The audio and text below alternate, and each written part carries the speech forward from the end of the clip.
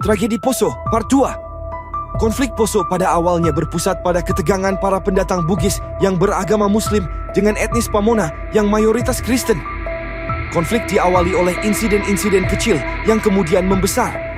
Meskipun rincian awal bentrokan tercatat berbeda-beda dalam berbagai sumber, namun umumnya disepakati bahwa konflik ini bermula dari pertengkaran antar individu yang kemudian meluas ke kelompok yang lebih besar. Para pendukung teori provokator menunjukkan bahwa kekerasan dimulai tepat setelah Arif Patangga mengumumkan pengunduran dirinya dari pencalonan kembali dalam pemilihan ulang sebagai Bupati Poso di tanggal 13 Desember 1998. Secara kebetulan fase ini juga bertepatan dengan pecahnya rangkaian kekerasan dan unjuk rasa yang terjadi di seluruh Indonesia pasca kejatuhan Orde Baru. Di malam Natal tanggal 24 Desember 1998 yang bertepatan pula dengan bulan Ramadan, diketahui seorang pemuda yang berasal dari kelurahan mayoritas Protestan di Lambogia bernama Roy Runtubi Salemba menikam Ahmad Ridwan, seorang pemuda Muslim dari kelurahan Kayamanya. Informasi yang beredar di pihak Kristen menyebutkan bahwa Ridwan melarikan diri ke masjid setelah ditikam, sedangkan versi Muslim menggambarkan sebagai serangan terhadap seorang pemuda Muslim yang tertidur di halaman masjid. Dalam beberapa versi menyebutkan bahwa korban sedang salat atau bahkan menjadi imam.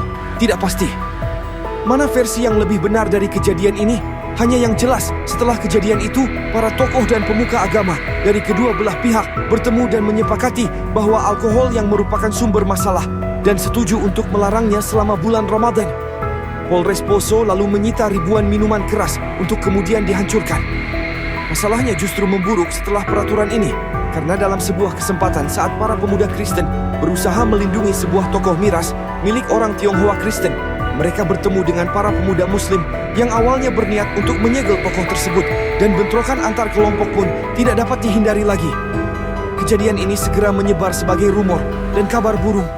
Masalahnya ceritanya banyak diubah, dan kabar yang beredar di pihak Kristen justru kebanyakan menyatakan bahwa ada sebuah gereja yang dibakar.